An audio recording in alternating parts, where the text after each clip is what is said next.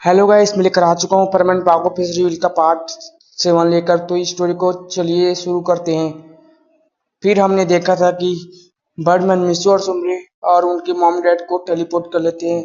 फिर वो मिस्सू और सुमरे दोनों के डैड की मेमोरी इरेज कर देते हैं, पर वो उनके मॉम्स की मेमोरी इरेज नहीं करते क्योंकि उनकी मॉम्स को उनके परमानेंट बने रहने से कोई दिक्कत नहीं थी। फिर वो सब घर आ जाते हैं और बहुत खुश होते हैं कि वो अब एनिमल नहीं बनेंगे। फिर रात में सुमरे सबके लिए खाना बनाती है और सब खाना खाकर सोने के लिए चले जाते हैं। अब हम देखते हैं सुमरे को नींद नहीं आ रही होती है, वो मिस्सो को देख रही होती है। गांको सो गई होती है। अब सुमरे चुपचाप उठती है और नीचे मिस्सो के बगल में जाकर सो जाती है। मिस्सो भी जगह होता है, वो बोलता है, ये क्या करिए सुमरे, जाओ और ऊपर जाकर सो। सुमरे बोलती है, नहीं, मुझे तुम्हारे साथ सोना है। मिस्सू बोलता है, मुझे भी तुम्हारे साथ सोने का मन है, पर किसी ने देख लिया तो गड़बड़ हो जाएगी। सुमरे बोलती है, किसी के आने से पहले ही मैं ऊपर चली जाऊंगी। तो बोलता है, ये गांको। सुमरे बोलती है, ये बहुत गहरी नींद में सोई हुई है, ये उठने नहीं वाली। फिर मिस्सू बोलता है, फिर ठीक है, पर जल्दी चली जाना। सुमरे बोलती है, ठीक है। अब सुमरे मिस्सू को जोर से हक कर लेती है और मिस्सू भी उसे हक करके सो जाता है। और यहाँ बहुत रोमांटिक सीन हो गई थी। अब मिस्सू बोलता है, सुमरे मुझे गुड नाइट किस दो ना। सुमरे बोलती है, तुम बदमाश हो रहे हो मिस्सू। तो बोलता है, प्लीज दो ना। सुमरे बोलती है, अच्छा बाबा देती हूँ, और वो उसके गाल पर किस कर लेती है और बोलती है, अब खुश। मिस्सू बोलता है, हाँ। अब सुमरे बोलती है, चलो अब मुझे भी दो। फिर मिस्सू बोलता है, अब तुम नहीं बदमाश हो रही हो।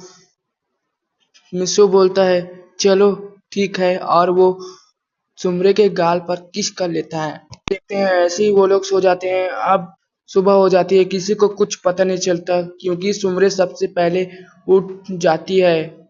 सुमरे के मॉम डैड वापस जाने वाले होते हैं। अब सुमरे थोड़ी इमोशनल हो जाती है। सुमरे की मॉम बोलती है, अरे तुम दुखी मत हो, यहाँ पर तुम्हारी एक मॉम भी है, तुम्हारा जब मन करे तब इनके पास आ जाना। अब मिस्सो की मॉम बोलती है, तुम आ जाना, और सुमरे की मॉम बोलती है, मैं 3-4 महीनों में आ ही जाऊंगी। अब वो दोनों चले जाते हैं। अब मिस्सो सुमरे के मूड को ठीक करने के लिए बोलता है, हम कहीं बाहर चले। सुमरे खुश हो जाती है और बोलती है, हाँ हम चलते हैं। अब देखते हैं वो पार्क में जाते हैं और रेस्टोरेंट जाते हैं और बहुत मस्ती करते हैं। वो लोग एक he can say juice P रहे होते हैं। अब हम देखते हैं अब सब कुछ ठीक चल रहा होता है।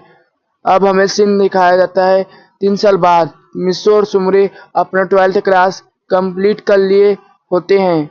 अब उन दोनों को कॉलेज में एडमिशन लेना था।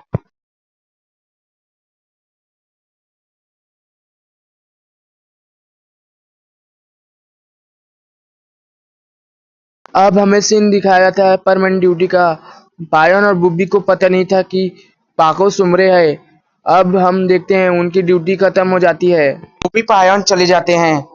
अब परमन पाको से पूछता है कि तुम कौन से कॉलेज में एडमिशन लोगी। फिर पाको बोलती है, मैं टोक्यो की इंजीनियरिंग यूनिवर्सिटी कॉलेज में। फिर परमन बोलता है, मैं भी उसी कॉलेज में एडमिशन लूंगा। फिर सुमरे बोलती है, उसके लिए तुम्हें इंट्रेंस एग्जाम से निकलना होगा। तो निकल ही जाऊंगी।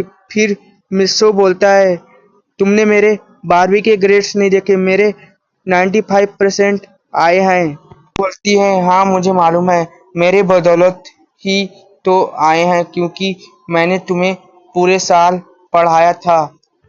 हंसने लगते हैं और अब परमैन पाको को हंसते हुए बोलता है, अब हमें घर चलना चाहिए क्योंकि अंधेरा हो रहा है।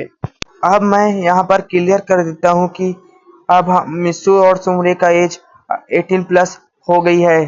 अब मिस्सू और सुमरे डिसाइड करते हैं कि वो एंट्रेंस एग्जाम के लिए एक साथ पढ़ाई करेंगे कल से। सुमरे मिस्सू को किस करके चली जाती है। अब मिस्सू भी शर्माते हुए चले जाता है। पता नहीं उस गोल्डीगर मिचिको को कहाँ से पता चल जाता है कि हमारे मिस्सू और सुमरे इसी कॉलेज में एडमिशन ले रहे हैं।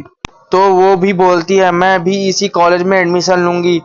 अब मैं आप सभी को बताता हूँ कि मिचिको को कैसे पता चला। आप सभी को पता है कि मिस सुमरे कितनी बड़ी एक्ट्रेस है, तो मीडिया में खबर फैल जाती है कि इसी कॉलेज में मिस सुमरे एडमिशन ले रही हैं और यहाँ पर मिचिको अपना दिमाग चलाती है। अगर सुमरे उस कॉलेज में एडमिशन ले रही है तो पक्का मिस्सो भी उसी कॉलेज में एडमिशन ले रहा होगा। सीन दिखाया जाता है मिस्सो और सुमरे का, जो अपने टेस्ट के लिए काफी तैयारी कर रहे थे। सीन दिखाया जाता है टेस्ट के दिन का। मिस्सो और सुमरे टेस्ट में पास हो जाते हैं और यहाँ पर उस कोल्डिकर मिचिको ने प्रिंसिपल को घूस देकर अपना एडमिशन करा लिया था। सिर्फ अपना नहीं, कबाब साबू का भी, अपने कंपनी के लिए। अब आगे का नेक्स्ट पार्ट में, तब तक के लिए सी यू गाइस।